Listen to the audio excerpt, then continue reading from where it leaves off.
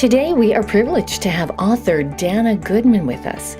She will be sharing highlights and insights from her book, In the Cleft, Joy Comes in the Morning, which chronicles her epic loss of several family members to cancer, including her first husband and teenage son. She shares her authentically raw journey through grief and shines the light of hope and joy in the darkest time of life. Here now is David Toom with Dana Goodman. Well, I'm just so thankful for the Vineyard on so many levels.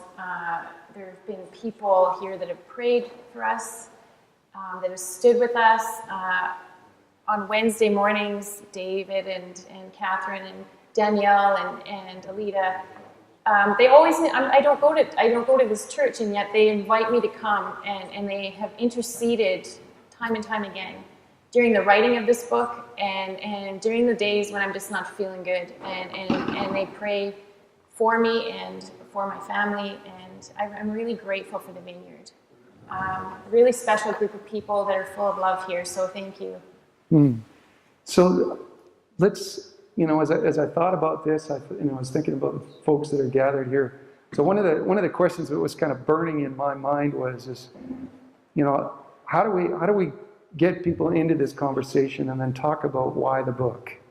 And I wonder if you do that in the book, you do that wonderfully. You start to talk a bit about your life story. I mean, you start young. I wonder if you could just kind of encapsulate, give us a backdrop for really the heart of this book and really what brought you to this place. And that could take a while, but there you go. I'll start at the beginning.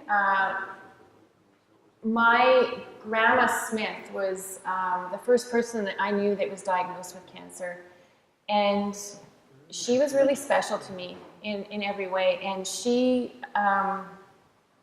when I saw her as a little girl, her sick, it hurt my heart in a way that it just broke my heart. She made me feel really special, and so she was the first person I knew that had cancer. And when she died, it rocked me.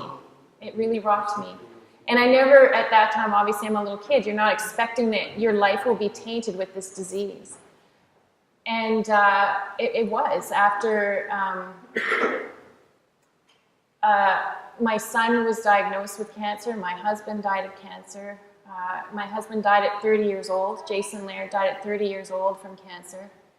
And then 10 years after that, 8 years after that, my son Zach was diagnosed with a terminal brain tumor called glioblastoma multiforme, and he died. And then at the same time that Zach was diagnosed, Doug, my husband, was diagnosed at the same time, and so Doug and Zach were doing treatments at the same time. It was beyond anything I had ever imagined. To have your husband and your son doing treatments at the same time, and then thrown into that mix, my mother-in-law was diagnosed with cancer at the same time. And so, people hear the story and they think, how do you live through that? And I don't know. I don't know how you live through that, except Jesus shows up. And he allows you to breathe and to put one step in front of the other. He comes in and he ministers to your heart. He ministers to my heart. And he takes me and he says, you know what? I am never leaving you. No matter what you go through, I will never leave you. And so that's sort of the book is about our story. It's about our family story. But in a way, the book is also about your story. It's about other people's story as well, because everybody has a pain story of some kind. So that pain story can be a divorce. It can be your children that have gone off and they're doing things that you never hoped they would do. It can be the loss of dreams and brokenness. And we're all involved in a pain story of some sort. So the book is my story, but it's also everyone else's story as well.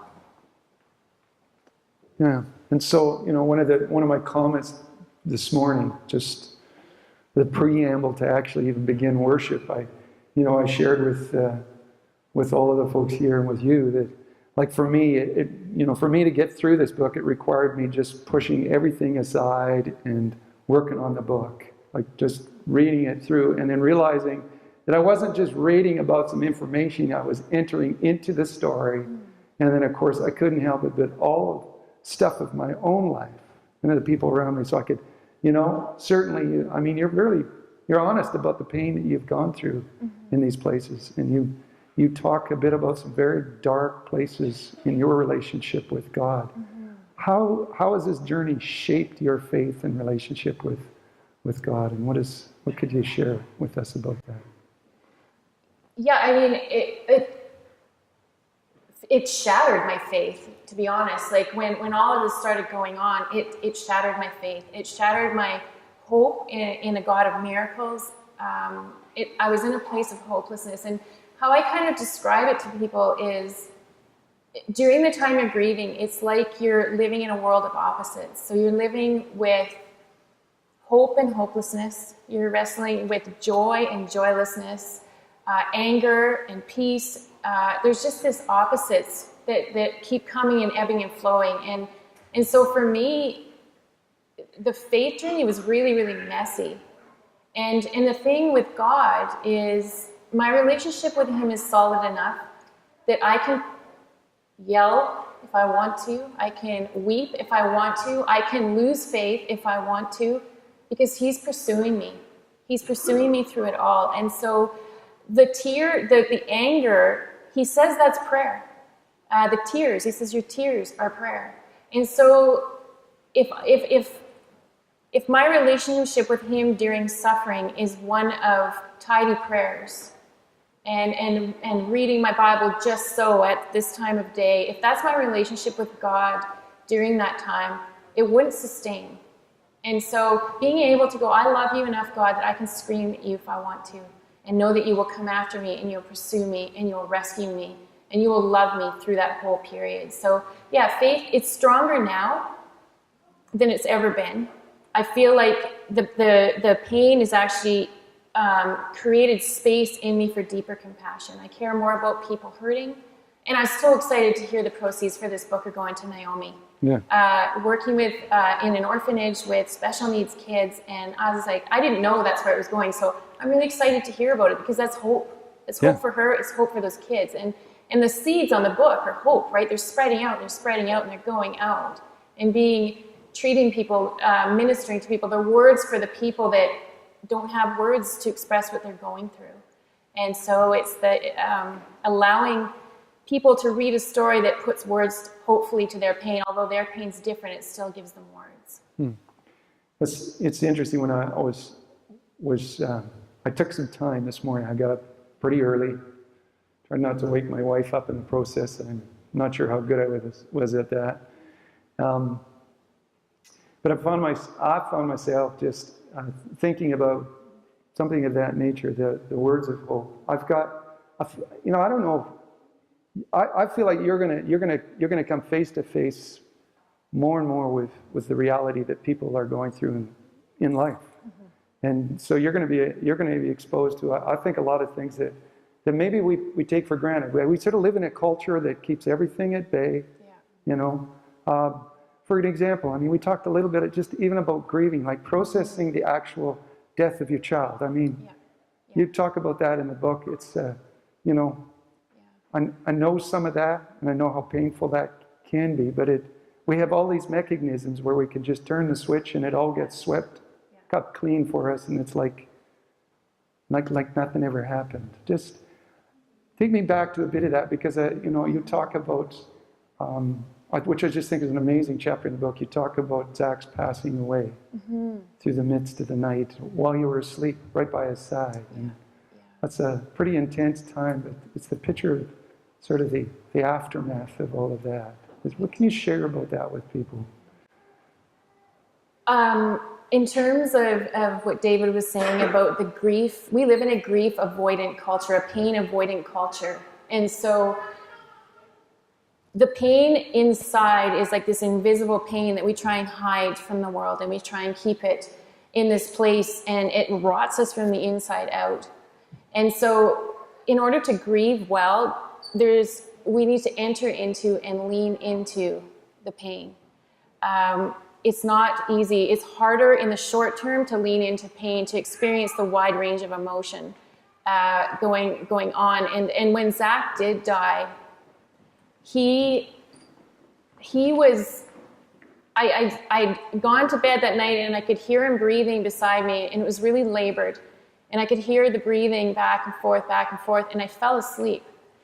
And when I woke up in the morning, Zach had died, and I'd missed his dying. And for me, that part I really had to lean into, because I was wrecked over having missed his last breath, his last thing to say, his last words he could have said to me. And he died peacefully, obviously, because I wasn't aware that he had died. But in other cultures, people, they wear black for a year. I almost ached to wear black. I wanted people to know I'm grieving. There's an excuse why my mood is like this. There's an excuse why I feel the way I feel. And so it was really, really important that to enter into that place of with God, of going, you know what, God, where were you when all this was going on? And I did a lot of listening prayer with Catherine during the time shortly after Zach was sick, and during the listening prayer, Jesus took me to the place where I'd fallen asleep before Zach died, to assure me that he never left for a second, that he was there in that place with me. And he said, it's okay that you weren't there.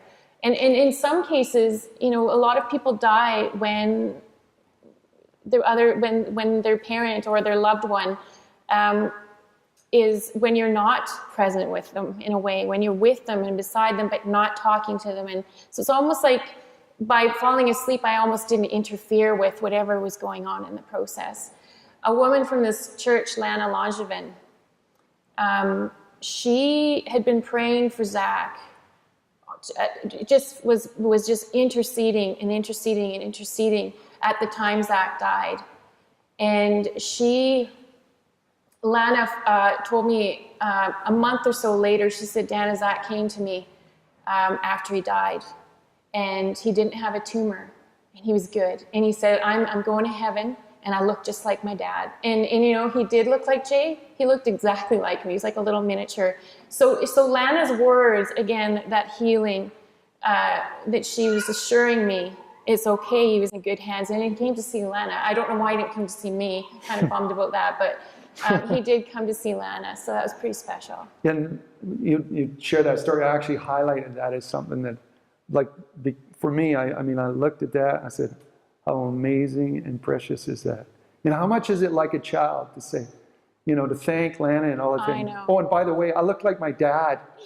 Yeah. What a thing for a child to say. And it was so much like him. I love how he reveals himself. Well, Lana's dream, actually, and all of this taking place around his death, Lana's dream came on the back of another dream from a friend of Doug's. Isn't that right, at the fire department? Yeah, Doug's friend, Dave Marcotte, had the same, he had a dream, and Dave's like, God just doesn't come to me in dreams like this, so this is kind of weird, and I don't mean to sound weird, but I dreamt of Zach, and his dad was in a robe, and standing in heaven when Zach came in, and he grabbed Zach in an embrace, and he said, let's go worship our God together. And Lana and Dave had the dream at the same time, so we think he probably died at 4 a.m, because both of them had their dream at 4 a.m.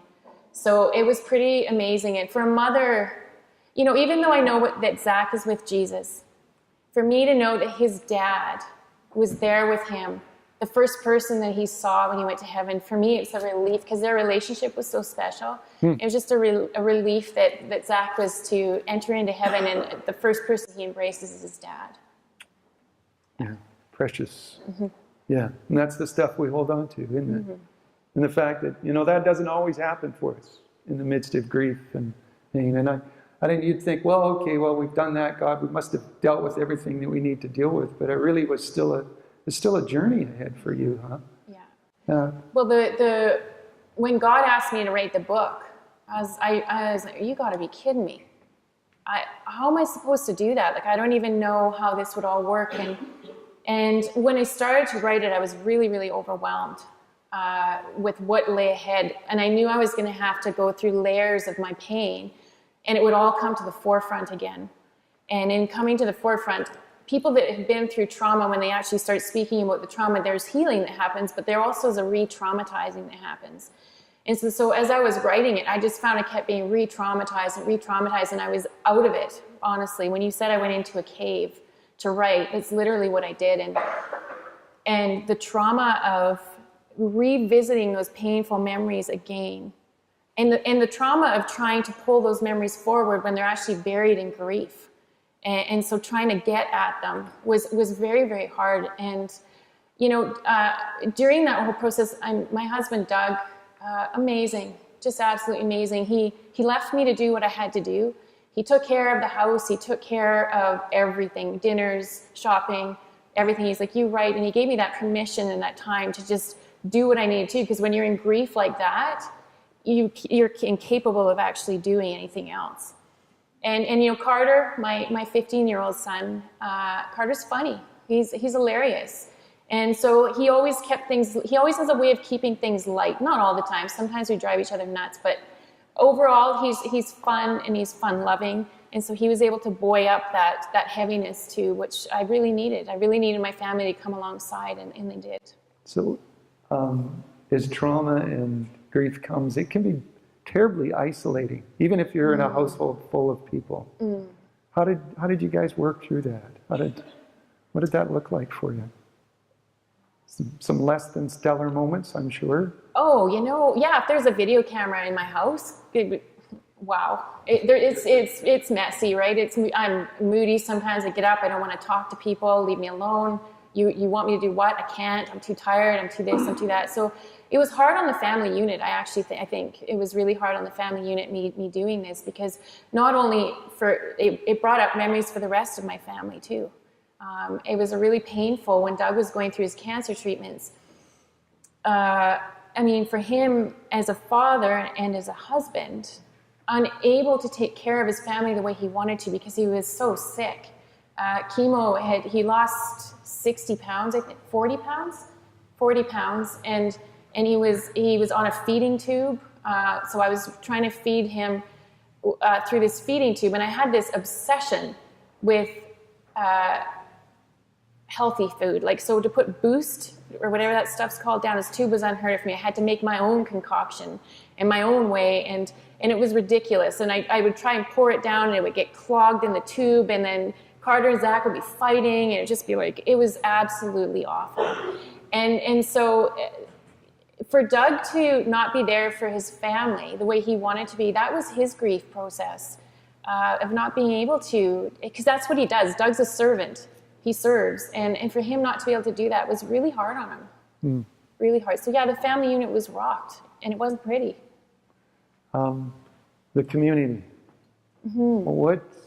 How did the community respond to you? And as in so many different places, in so many different ways, whether it's the memorial, it's always the stories at memorial that just come out of their socks. But all the way through that process, you guys were part of a church community, is that correct? And how do we do this stuff? Yeah. I found that the church that we were in was incredible for supporting with food. We didn't have to cook for months. And so they're very supportive with food and bringing stuff over. We really needed prayer, and I think people were afraid, and I'm not saying anything bad about it at all, but I think people were scared to come in and pray for us. Our situation was so overwhelming to other people that I think they found it difficult to actually enter into our pain. I'm sure when you walked in our house, you could feel it. And so I think there was dropping stuff off at the door and then getting in that getaway car and leaving again. And I don't blame people, right? It's nothing against them or the church or anything, but I think that people need to not be afraid of entering into other people's pain. And that means we, as a church, we need to be honest. We need to be vulnerable. We need to be able to to share our own pain. I haven't got it all together. I mean, church is notorious for that, right? Like everybody's sitting there all looking good, and people are in a lot of pain. And so I think as soon as we are like, you know what, I'm not doing well. I'm having a rough day, and this is what's going on with me, and we can be vulnerable and honest. That makes room for people not being afraid of pain. Mm. So in a way, you're creating a door in some ways with this. I mean, why the book? Like, how did you figure that out? That you're like God just kind of dropped that on you, or how did that come up? I mean, it's a process. I felt God was calling me to write it, but I also felt like Zach was asking me to write it. In some ways, the book is a way for me as a mother. When you lose your child, there's like it's such an awful order of things. You're not supposed to die before, or your child's not supposed to die before you. So my mother instinct of preserving who he was, of showing people, this is my son, this is Zach, this was what his personality was like, this is the way he touched people's lives, and once you know about him, you will never forget him. So it was a way of making sure no one will ever forget about who he was and how God used him in the kingdom. And I feel like when Zach, actually I need my Bible for a second. Yeah, go for it. I feel like when, a couple months before Zach died, I said, Zach, do you want to be baptized? And I wasn't really expecting him to say yes. I mean, he was going through so much. And he was, yeah, I want to be baptized. And when he was a little guy, he took my Bible, he took Isaiah 43, and he underlined it with exclamation points, and above it he put my verse. And it was weird, because why would he underline that as a little kid as his verse? It's an unusual verse. And so when he was baptized, he got up in front of the church and he shared his verse. And ever since I came to God, my life has been very, very hard. But a year after I gave my life to Christ, my dad died from cancer. Just a few years ago, my grandma got cancer in her leg, and last year I got diagnosed with brain cancer.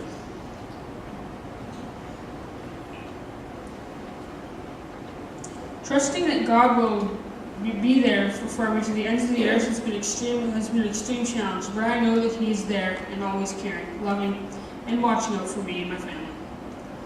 The Lord has brought me through sadness, fear, and discomfort and turned it into fun, laughter, and joy. Although life has been hard, the Lord has intervened and made extremely positive changes, such as going to Hawaii, seeing tons of family, and visiting the Okanagan Lake to visit my Uncle Sean. But when I am discouraged and need and need help, I repeat this verse in my head.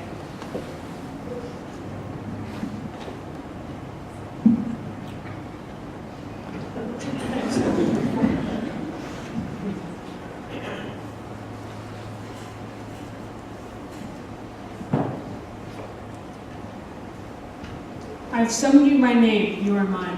When you pass through waters, I will be with you. When you pass through the rivers, they will not sweep you over. When you walk through the fire, you will not be burned. The flames will not set you ablaze, for I am the Lord your God. Thank you.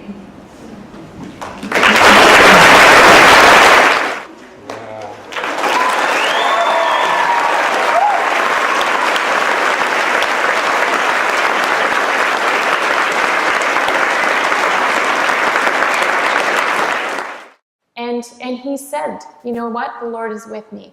And that's really, really powerful. Really, really powerful. There was a woman who worked at Booster Juice.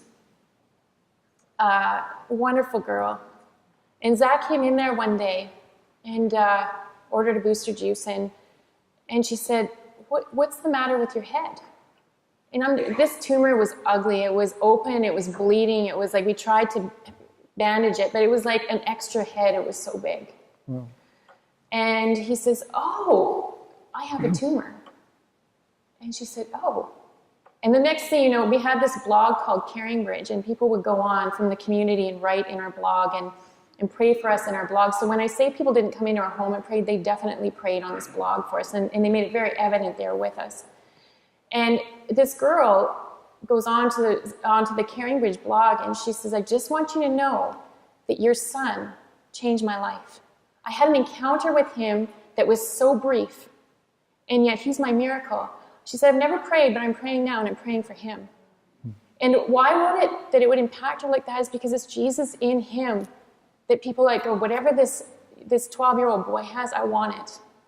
And it was really, really profound. And we had a homeless man end up at Zach's funeral, and he wrote on the blog, and he said, your son changed my life. He goes, I was doing really awful things. I was hurting people around me. He changed my life, and he goes, I hope all things, and I love because of your son. And to me, I'm like, he's ministering to people as he's sick. And now through the book, he's ministering to people through his life, because I've been able to put that in words and preserve it for him.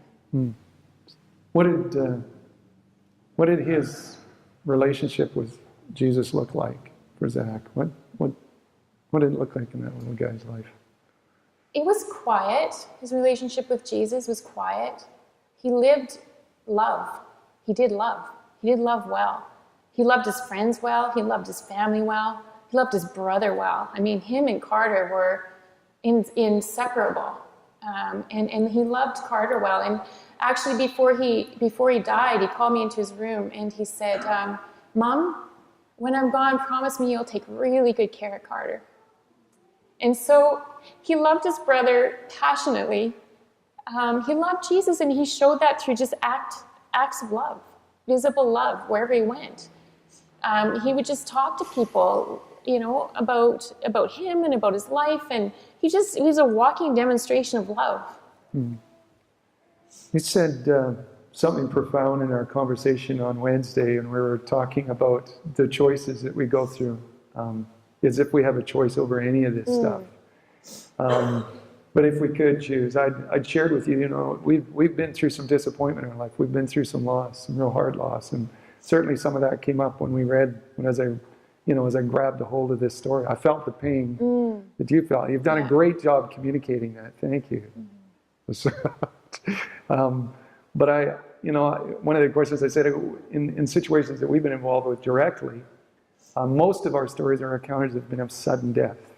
Right. And I talked about, I've looked at the situation of walking through this, of walking through cancer, of just the ups and the downs and the longevity to it, the suffering, and then you made an amazing statement to me as I shared our situation, and you said, I'd far rather have it the other way if I'm going to have it at all, like that we have an opportunity to process and walk this through with one another. And there's some really good pictures that you paint of the family just processing the last of Zach's days. I mean, obviously with every successive bit of news that came from the doctors, that when the tumor first started to appear on the outside, it was like, oh God, not this, here we go again. And anything that you could share about how do we live that well? How do we process this stuff? Because the truth is that we're all going there. Yeah. We're all going to have to pass over that threshold. But sometimes we live like that's never going to come. These situations come. What can you share about that? Yeah, I mean, having, my first husband was, he died within 6 months of being diagnosed.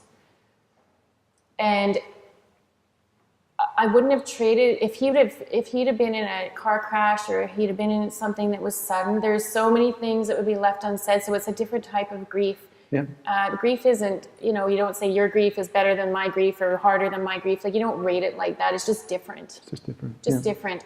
And so the moments I had with Jay, he lost his voice. He couldn't talk. And I would sing. I don't know if that's therapeutic or not, but I would sing to him and hum with him. And it was sort of our way of communicating back and forth. And there was these moments where these quiet moments that you have together that are very, very powerful. And with Zach, it was the same thing. We still went skiing. We still did a lot of things. I mean, usually it was a gong show, but regardless, it's still the family unit that sticks together, and that family unit and what you love and the way you do life can't be destroyed. It can be rocked and it can be a little messy, but it can't be wrecked. You and Catherine Yeah. went to a messy part in the world. How do we say that? Nakuru? Yeah, Nakuru, Kenya. Catherine and I went there last year, and we worked in the slums. And before we went to Africa, God was speaking to my heart, and he goes, you're going to see the miraculous. He goes, I know you've longed to see it, and I'm going to give you a really special encounter with me to show you that I'm still the God of the miraculous. Why God didn't heal my family, I'm not sure, and I don't even presume to even get into that, because how God does things, he didn't cause cancer, I know that for sure. The way all illness and all the ugly things in this life are caused by not loving. So cancer, people haven't cared about our environment. People haven't, they've tried to make a quick buck, and there's things that have happened. People have done that. God hasn't done that. People have done that. And so for him to be able to go, I'm still the God of the miraculous. Do you believe me for the miracles? And I'm like, yeah, I do. There's this mystery. I don't know why you didn't do it for my family, but I still believe you are who you say you are. And so Catherine and I talked to Catherine, and we decided that we would go with Impact Nations to Africa. And while we were there, we were working in the slums, and there would be this open sewage, going through, and people are in tremendous pain. They're very, very sick. A mom brings her baby, and that if we hadn't have been there to administer medication to that baby would have died. But we happened to be there because God has called us to be there to care for the poor, to care for those that can't care for themselves, to love justice, to pursue people in poverty, and to actively show them that you love. And so while we were there, we got opportunities to do that. We got opportunities to pray for people. We got opportunities to give people food, to give them malaria medication, and to really care for them. And they were always so gracious. And we walked into the garbage dumps, and one of them said, welcome to our home. And they lived in the garbage dump, but yet Jesus living in the garbage dump with them made it beautiful, this ugly place beautiful in its own way. I mean, there's a lot of awful things happening there too. But, women wearing these bright colors of clothing and these bright scarves, and in the middle of poverty, you see this light shining through the darkness. And we went to this one place called Pokot. And Pokot is a very rural tribe, and one of the women working there has come to help them, to give them medicine, to give them what they need. And actually, female circumcision was still being practiced there up until probably a month before we got there.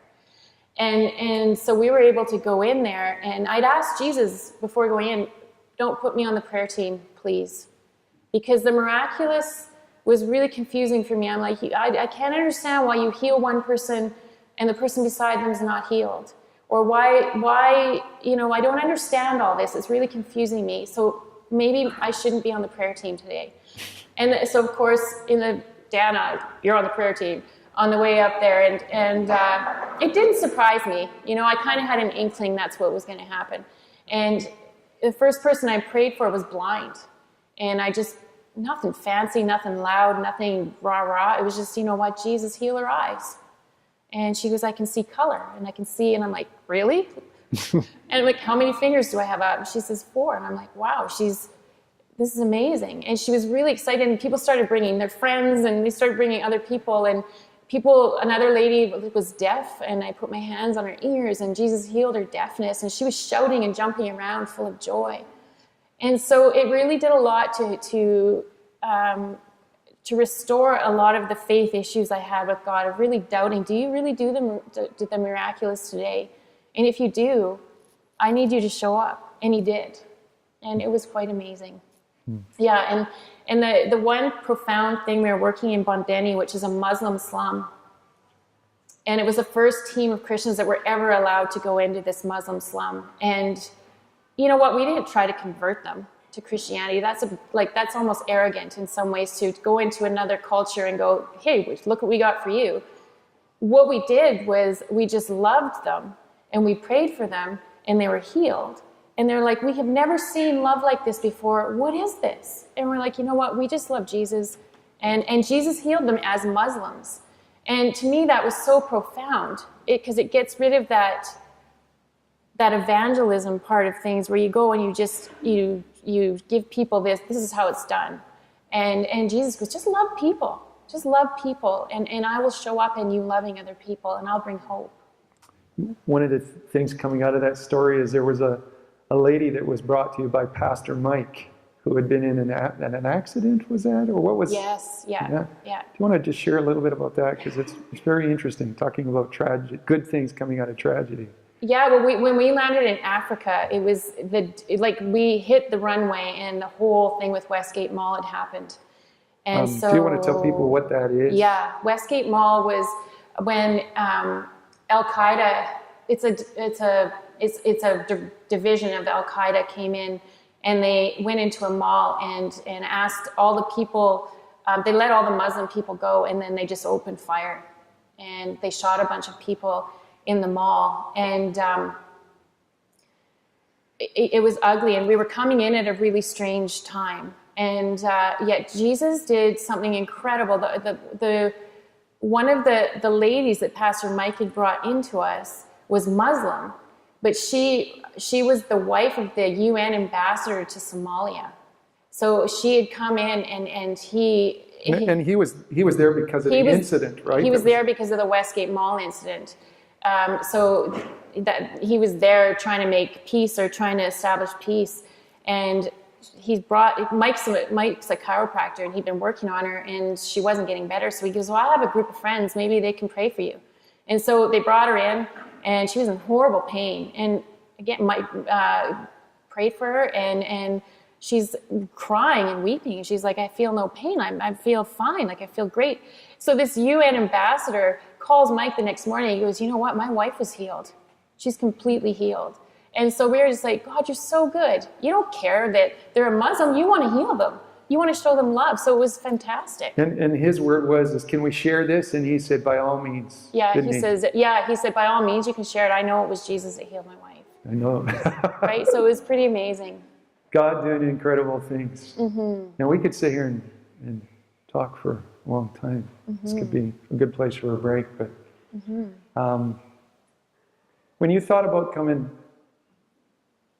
here today, and I mean, we always just got these windows to paint a picture and to present something. Was there anything that you came in with particular on your heart that you wanted to encourage the church with here today? It's hope, right? It's the hope in hopeless situations, that no matter what you're going through, how rough it is, how dark it seems, how incredibly unfair it seems, Jesus will meet you in that place, and he will not leave you. Yeah. And for me, with Zach, like, one of the profound things that happened that saved our relationship, Jesus and my relationship, I think, is I said, Jesus, where were you when Zach was having this operation and this tumor? And where were you? And he said, Dana, when I cried those tears in Gethsemane, those tears of blood, I was crying those tears of blood with Zach too. And so we think of Jesus, he died for everybody. We generalize it, but he felt chemo treatments in his own body. He felt every needle that was given to Zach. He felt my heart pain, Doug's heart pain, Carter's heart pain, our whole family's heart pain in his own body. So it's not like he's watching this like a bully, just watching this happen over your life. He enters into the pain with you, and he experiences exactly what you're going through. And that's knowing that he's not distant, like he's not separated from it, but enters into it. And he goes, I will make you well. I will help you, and I'll never leave you. There was one time when I had a picture of Jesus, and you know the story where Peter gets out of the boat and starts walking toward Jesus.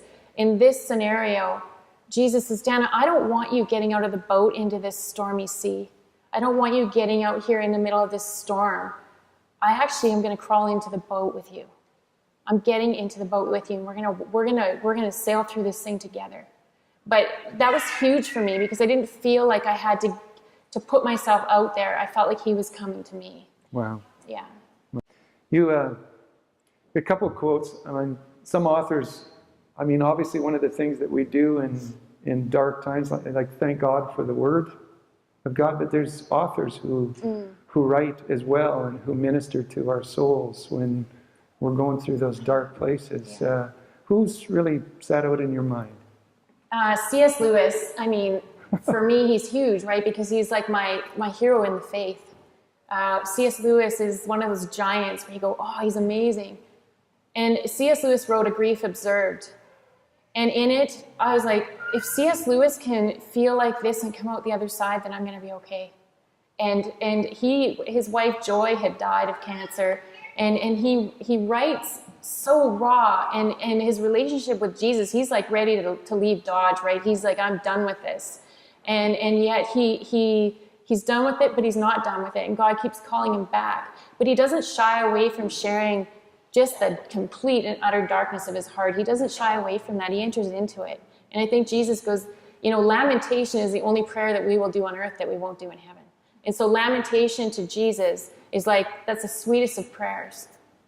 Yeah, so C.S. Lewis, Nicholas Wolterstorff, he had a son who died in a rock climbing accident. And same thing, he's a short little book, but it's so raw and so real. And I'm like grappling for words to describe how I feel, because I almost feel like putting myself in the psychiatric ward. And then I read this book, and I'm like, that's it. He's completely described what I'm feeling, and I'm not crazy. So it was beautiful to read Nicholas Wolterstorff's book, Anne Voskamp, 1,000 Gifts. Amazing, because I took her idea of going out and searching for beauty and writing it down. So I would go out in my journal and I would look for anything. It could be the way a bird is sitting on a tree. It could be the way a flower looks. It could be anything. I'm like, I'm going to search for beauty, and I'm going to write it down. And so that book was really helpful in getting me focused on life again.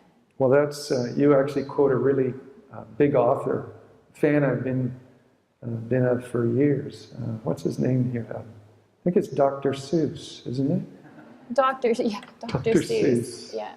You quote, "You'll miss the best things if you keep your eyes shut." 100%. Yeah, that's a good quote. Yeah, and it's choosing life, right? We have a choice. God gives us a choice. You can stay in bed all day if you want. But I chose life, right? And it's an intentional choice. And it looks like get in the shower, wash your hair, put on your makeup, get out of the house, go see a friend. It's like, it's robotic almost, but it's choosing life. And it's just taking the first step to get out of bed. Yeah. Dr. Seuss. See? Parents, those are good books to read to your kids. You'll learn some things from them.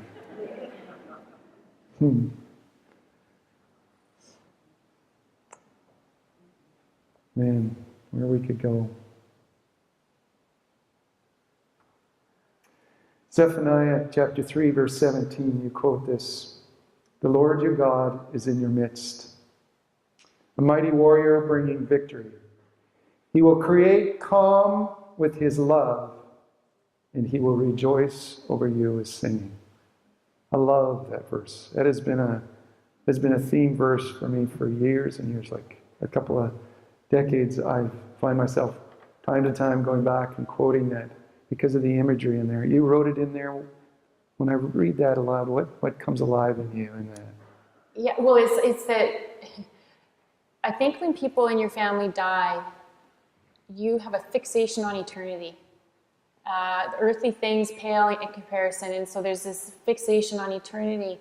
And I see Jesus dancing and rejoicing over me with singing, but I also see my family up there rejoicing, and it's that cloud of witnesses they talk about in the Bible, that they're urging you on, they're encouraging you. And so I feel like my mother-in-law is up in heaven, Maureen Laird and Jason Laird and Zach Laird, and I feel like with Jesus, with all the angels, they're all rejoicing and they're all excited about what's in store for our family and what's happening. I think they're really happy we didn't just shrivel up and die. Like my heart could have become like a raisin, right? It could have become super small and shriveled and dark and bitter. And you know what? I could have a chip on my shoulder because I have every reason to and every right to. And yet Zach and Jay and Maureen are up there and they're going, I'm so glad you don't have a chip on your shoulder. I'm so glad your heart isn't the size of a raisin, and that your capacity to love and encourage and rejoice with people in their suffering, it makes us proud. You know, one of the stories that came to my mind while I was thinking on this was it's the story, and I often quote it to this church for times of communion, because I think it's entering into the celebration. Jesus, in one of the Gospels, it's recorded that Jesus, turning to the disciples after everything is set up, he knows this is going to be his last meal. He knows that he's going to the cross. He's going to be betrayed by a friend, and he's going there. He knew his destiny, and yet he says, I've longed and waited with some anticipation for this time to have this meal with you. And so you have with Jesus, even this celebration of light, even in the midst of what he knew he had to still walk through. Right. And I was thinking about you guys as your family. Just even we talked about it on Wednesday, what was like almost the eye of the storm. Right. That there's this point in time where you were able to still stand up and celebrate life, even that you knew that the inevitable was coming. Yeah, for sure. And it's like you have to recalibrate your life. It's like a recalibration, and our family, you know, I still reach for 3 plates. I still reach for 4 plates instead of 3 plates. I still, when we have family dinners, I'm like, it just feels a little awkward. It doesn't feel right. It's like there's a piece missing. And so, yeah, we can celebrate.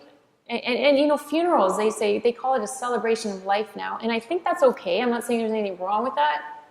But I think there needs to be a grieving that's put to the forefront of even celebrating. Grieving. And so our family is our family. And we still celebrate, and we still enjoy life. We still do amazing things together. But we all still grieve in our own way. And grieving, like how Doug grieved and how Carter grieved, is different than how I grieve. Right? I grieve, it's like, I'll tell somebody at the grocery store what's going on in my life. Like, I just like, this is how it is, this is what I'm feeling. Whereas Doug and Carter, it's more of a quiet grief. And you have to respect that within the family unit of how each person grieves differently. And not go, well, the way you're grieving is wrong. Or the way you're grieving is wrong. It's like, no, this is it, right? We grieve differently, but we grieve together. So did any questions come up from the floor? We knew that this could be a potentially awkward time, but we weren't sure. But, you know, I think that, like Danny, I think we're gonna just pause to listen to see what maybe the Spirit is saying and doing amongst us. And we'll see what that looks like. And, if you want to make yourself available at some point at the back there and sign any books, if you want to pick up a book and read that, you can. It's just a bit of business. It feels weird to even talk about that, but I kind of want to get that out of the way. And I think also it's important to let people know that the books are available at Amazon, Barnes & Noble, Chapters, ChristianBooks.com. So please spread the word. I'm not uncomfortable with the promotion part because I worked my butt off. Okay. And I poured out my heart into this whole thing, so I'm all over people purchasing my book. So that's where it can be purchased. That reminds me of the story. You went to some seminar where the guest speaker had. That's awesome. Talk about promotion. Just share that story. Well, Catherine always laughs because I just do things before I think about them. So whenever she's kind of always on the sidelines going, oh great, what's going to happen here? And I was at this grief seminar, and I had no idea that this guy was like a world-renowned grief guy who's been on Oprah and like a big gun. And I sit down at the table and he's there, and I'm like, I introduce myself to him and I say, hey, do you want my book? I've got a great book on grief. And he's like, okay.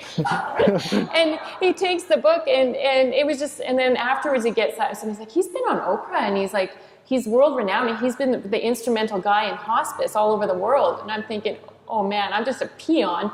And I hand this guy my book, and it was, yeah, it's quite comical actually. That's great. Yeah. We love that about you, Dana. Just one of the many things that we love about you. So, Father, I just, let's invite him to come, and let's just see if there's something Holy Spirit would want us to minister here, hey? We've been ministering now. You know that. Mm-hmm. That when we enter into dialogue with people, whether it's at the checkout stand or wherever it is, there's no such things as coincidence. God is with us wherever we go. And if we're willing to risk and enter into conversation with people and listen to their stories, okay? Yeah, that's a point actually I'd like to make is I'm really surprised at how when other people share their pain story, how the person they're sharing with will come out and go, oh yeah, that happened to me. And this, and all of a sudden the conversation gets turned over to being all about them when another person's taken the courage to share their story. So if people come up to me and they share, you know what, I'm going through a divorce, and I were to turn around and say, oh really, I've lost my husband and my son and my mother-in-law and blah, blah, blah, and I start going on about my story, I have crushed their spirit. And so I really want to encourage when people are sharing a pain story with you, listen. And listen right brain to right brain. And what I mean by that is the right part of the brain is the emotion center of the brain. It's like the emotions, the feelings, and all of that good stuff. And they're coming at you with a right brain thing. You keep listening and listening and listening and letting them finish their story, and don't talk about yourself. No matter how painful your stuff is, they've come to you, you haven't come to them. Right? So listen to their story, acknowledge their story, share how sorry you are about what they've gone through. Ask people, you know, tell me what it's like to be a mother who's lost a child, or tell me what it's like to go through a divorce with somebody that you've been married to for 30 years. I want to know what that's like for you. And you let them tell, and you don't say a word about yourself. And that needs to be heard, because if someone's got the guts to go up and tell you their story, and you turn around and you know, sorry, but crap all over it, that's not nice. That hurts. Yeah, that's the psychological definition of crap all over it. There's a professional term there. We know that one in the Vineyard really well. So, Holy Spirit. Dan, I want to thank you for that word too. That had a little bit of emphasis on it. Did you feel that? Yeah. That's love. That was love speaking to us. Holy Spirit, we welcome you here.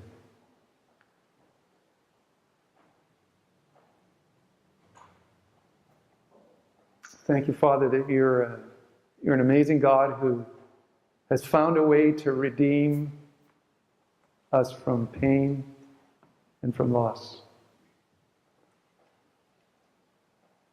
so that your writers can write because they've known and they've seen and they've tasted and they've just seen God come through all the time, that you can use all things for good for those who love you and are called by you according to your purposes. And you call everyone. You're not without sympathy for everyone, Lord God, or empathy. You empathize with our pain and with our suffering.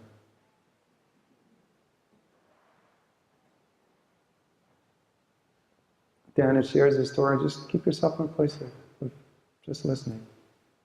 Dana shares a story where God began to open her up. He had some things that he needed to share to her, heart to heart. And it was just the beginning of her beginning to heal and to see God.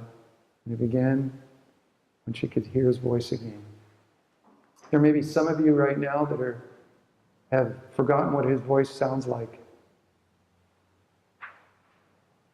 And I think God would want you to pause and just reflect on that and say, I want to know you, Lord. I want to know you more. I want to be able to hear you again. Yeah, and don't freak out if you can't hear his voice. Just because you don't hear it, it doesn't change anything, because he's with you. Trying to hear his voice or feeling like there's something wrong with you because you can't, that can be a hard road to walk. So sometimes if you don't hear his voice, just a knowing in your heart that he's with you and never leaves you. And he will bring you back to hearing his voice.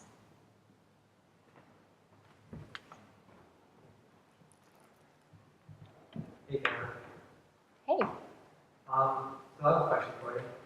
You said that you went through a time of hopelessness, as I can imagine. Can you explain the transition, how you went through from hopelessness to hope?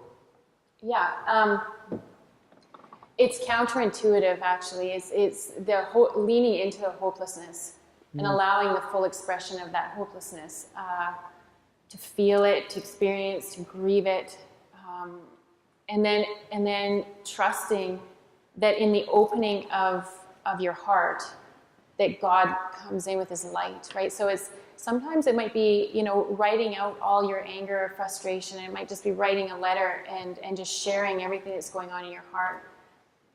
And then trusting that God's going to turn it around for good, because that's what he does. That's his job, right? He takes the ugly and he makes it beautiful. That's what who he's about. So he will do that, and it's trusting he'll do it, but also being honest with him about what you're really feeling, right? Don't try and Christianese it. By that I mean, make it sound good, right? Make it sound like you're an outstanding Christian, right? That's where you're not going to get better. You're not going to heal. So I just wanted to share a story about your book that's impacted my life. And this is actually for Carter as well. So for those that don't know, I teach high school English in a public secondary school here in town. And every semester with my English 9 or English 10 or English 11 classes, I have my students get up in front of their peers and share about a book that they've read that they liked. And they would recommend to friends. And so usually I get, the Hunger Games or the old elementary favorite polls. Can I share one from grade 5? Okay, sure.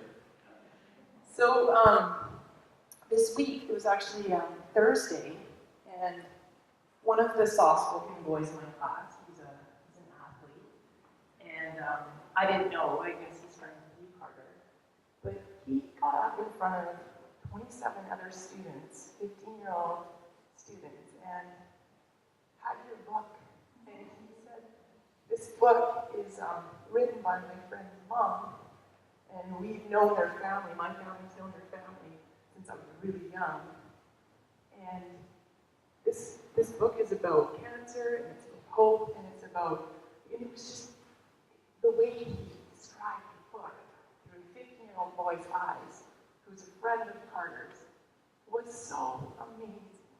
And I was just like, my heart was bursting with pride. So I was like, so proud of him. So proud that I know you, that I know Carter. And I was just so, in that moment, like working in a public school, I was like, this is God all over it. And this beautiful student who is really soft-spoken and quiet, doesn't say much, he got up and talked about it. It wasn't like the cool teenage book, but it is becoming that book.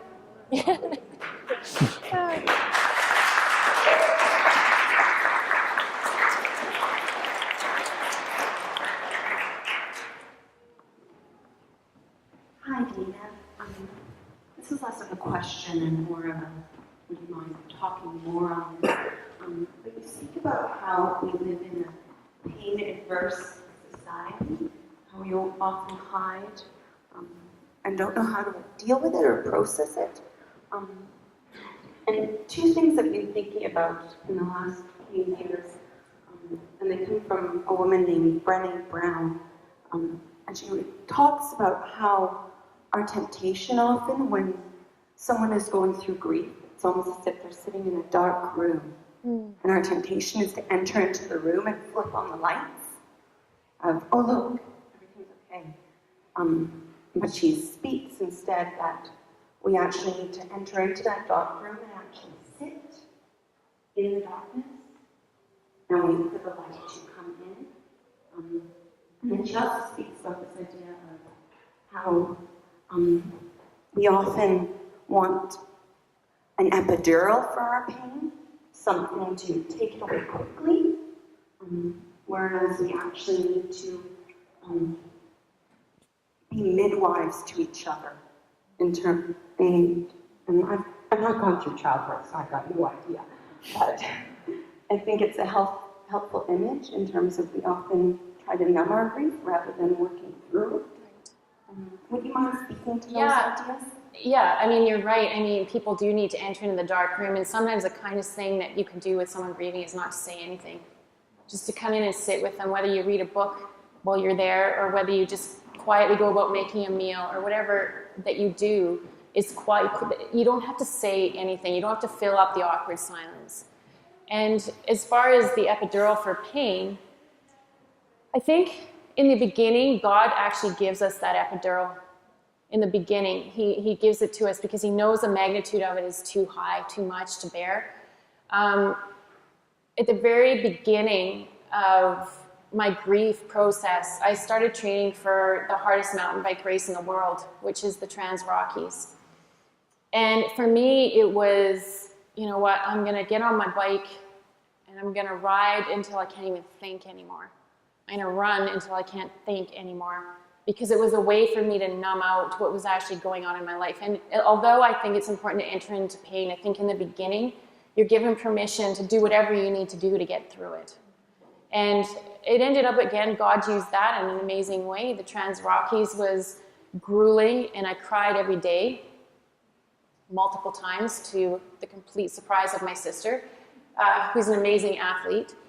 We ended up coming in third and raising $54,000 for the Make-A-Wish Foundation.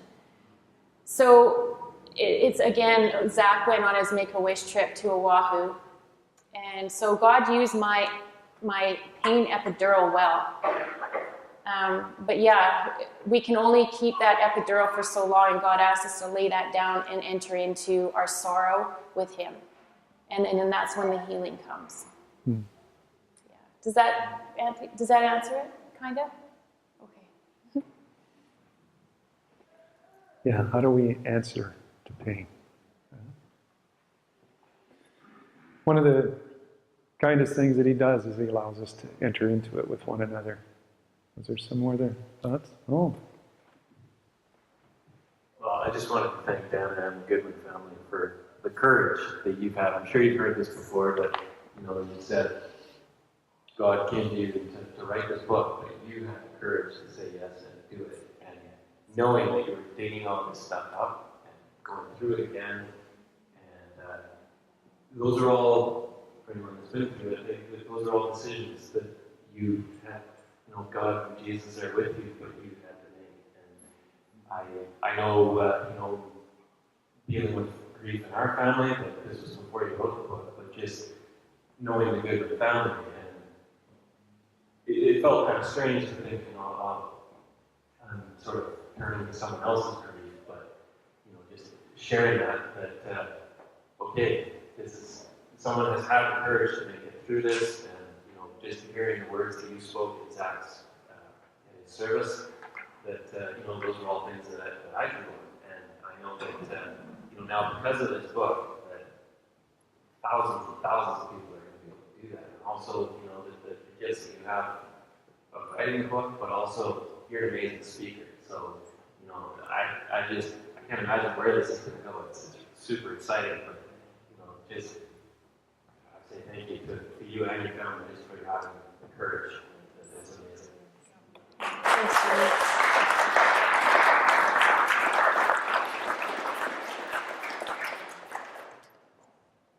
And you know what? I really want to acknowledge Bonnie.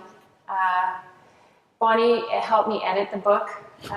Much to her surprise, I forgot probably to spell check it before I did the final send-off, and there is errors in it, but it's not Bonnie's fault. But Bonnie was incredible. Like, she actually must have had to turn off the emotional part of her to do a good edit. And I'd see her come and I'd be like, oh no, here she comes. But I really appreciate the effort and the work and the time that she spent in. She seemed to care about this as much as I did, which is amazing. And she helped to make it a polished work, because I was ready to fire it off in 4 months.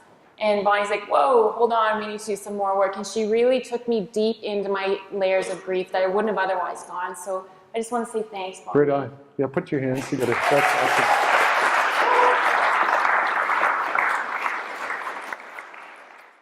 You know, it takes a community and a team of people and a people that are committed to one another like family through the best and the worst of times to be able to have something to show for it in the end. And I actually believe that through everything that we suffer, that God does something fantastic through us.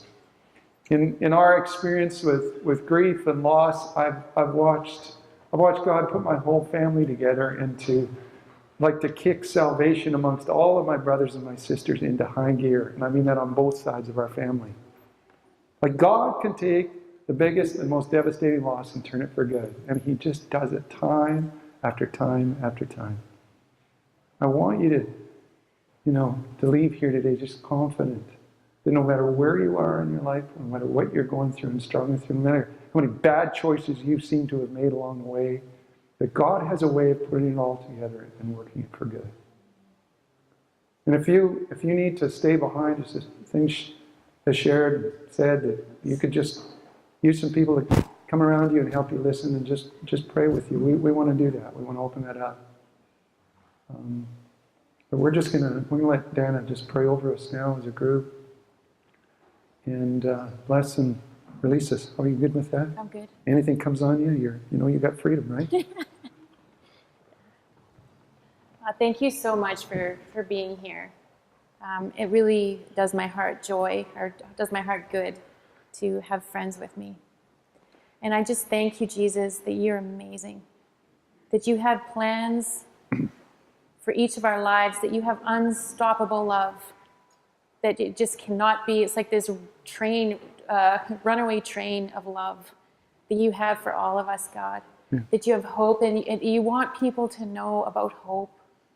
You want people to know that there's hope for their lives, that you get excited up in heaven about what is coming down the road in people's lives, that you see in ways that we don't see, that you look at a person who might even seem insignificant and you go, you're royalty and you're significant, your story is significant, your life is significant, and you matter to me. And you say that to each and every one of us, God. And I thank you for the invisible ones, God, that have been on the sidelines through this whole process with our family. Yes. The ones that have been praying, that are not in the spotlight, the ones that have been encouraging, that have not even been recognized today, Lord. I just want to recognize the invisible ones that have been a part of our journey. Yeah. And I just thank you for their heart. I thank you for their love. And I just release freedom over every person here today, God, that they would sing and dance and rejoice and be glad. And that they would live out this life with you, because it's a fun life to live with you. In Jesus' name, amen. Amen. Yeah, there you go. Good.